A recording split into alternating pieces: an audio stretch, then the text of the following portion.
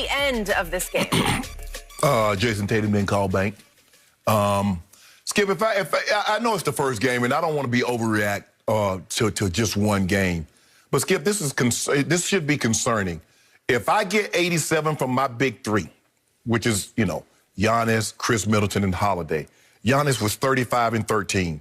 Middleton was 27 and 14, and Holiday was 25 and 6. So I got 87 points, 33 rebounds.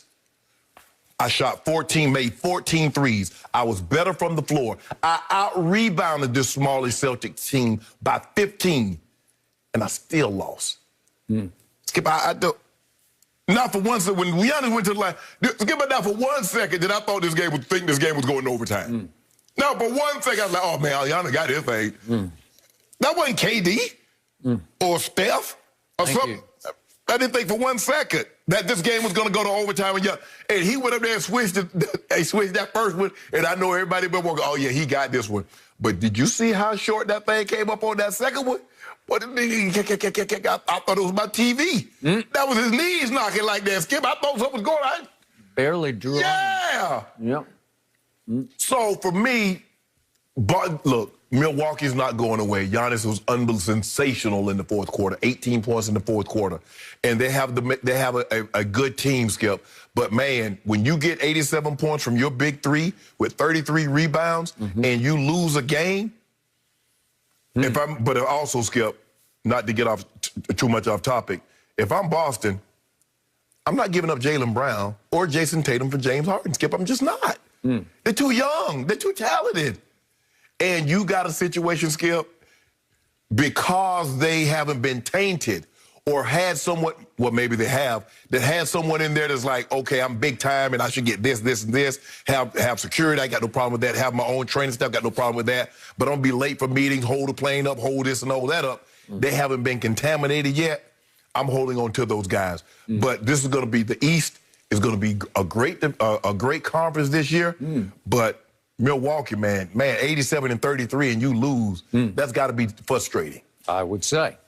Okay, I saw it very differently than you did because I saw a Celtics team lead this game going into the fourth quarter 101-84 because of those kids you talked about who are still kids to me, but they've been around a while now. And so what my takeaway was from this game is it didn't change my view of the Celtics or Giannis in any way, shape, or form. It actually just reinforced both. I still don't see Jason Tatum as a superstar, as that guy who can do that thing when you need it done. I don't see killer will. I don't see supreme clutchness from any of the younger Celtic stars. They're stars, but they're not superstars. They're coming, Skip. Okay, but the only one I say has got that dog in him is Marcus Smart, who happened to play 38 minutes last night and go 0 for 3 from the field. So he's got the makeup. He has the intangibles. He just doesn't have enough tangibles to go with the intangibles, right? Okay, so they're up 101-84, you have to close that deal fairly easily. And instead, they let Greek Freak go freak on him in the fourth quarter, as you point out. He got loose. He goes for 18. He makes 7 of 10 shots. They could not deal with him. He made 2 out of 4 from the three-point line in the fourth quarter. You give him that. You give him that. But when he makes a couple like that, you're like, uh-oh, here we go. And here they came. And Chris Middleton had a big fourth quarter with 10 more points. And so all of a sudden, they get in a position to perhaps win the game.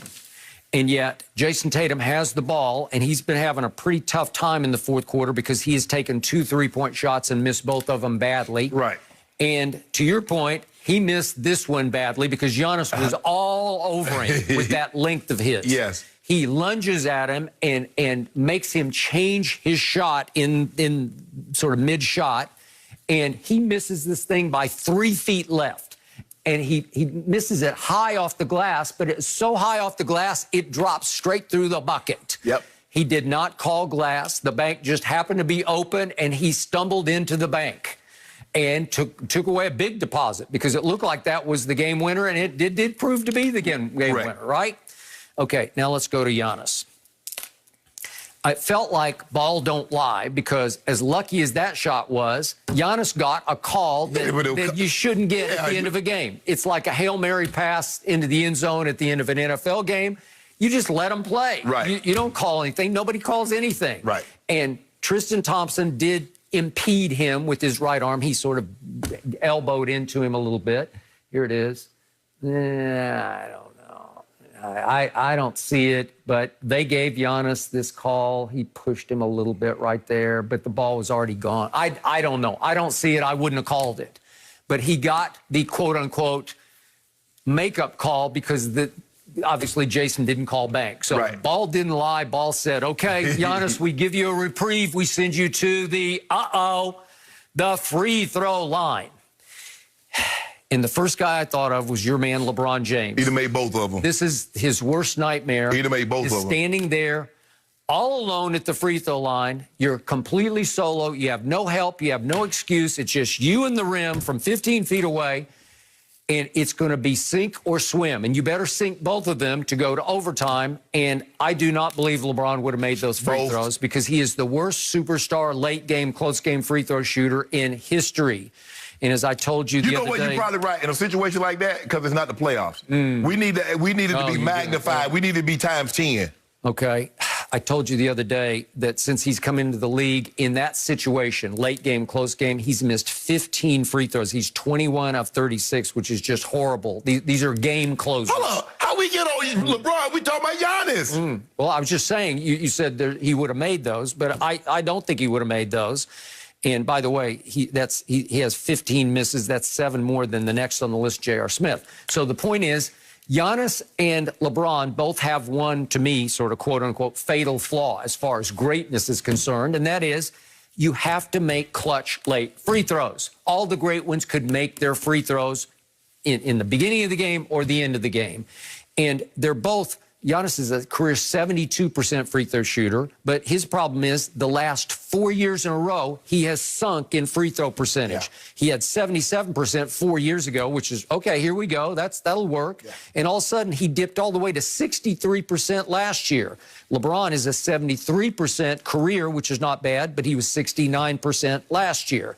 Not good. Not up to his standards as you call him the GOAT. Right. Okay, so here comes Giannis. Down, down, down. And again, you do have, I know it was a short off season, but these are things that are fixable to me. You can fix your free throw shooting if you work hard enough. Does he work hard enough? I have no idea.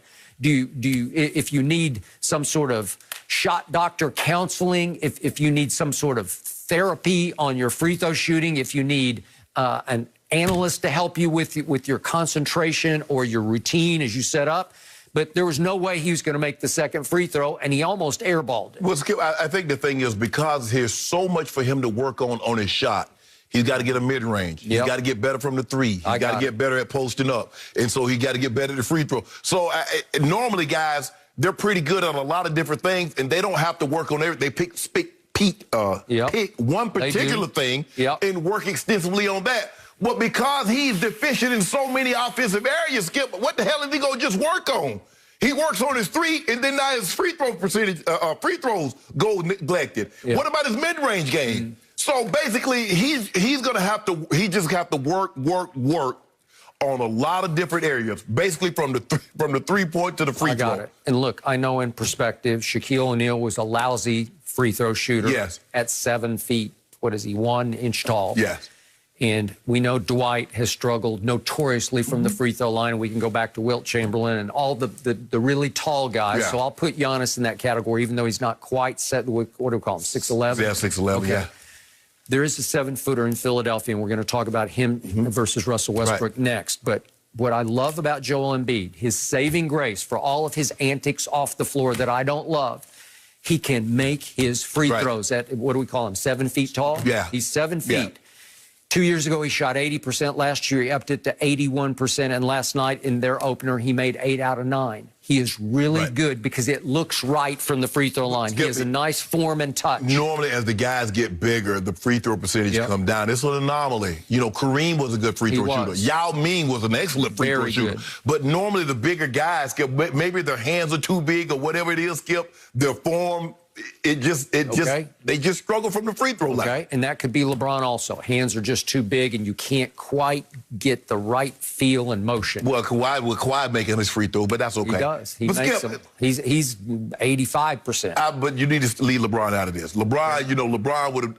We've already been there. We've seen LeBron make those free throws. You saw him in the NBA Finals, right? NBA Finals, he made a free throw that put him up by 4 and closed it. Shut it down. Did he have to make one to force overtime? No. We made the block that would have won them the game. Okay. After Kyrie made the shot that won. That was before the shot.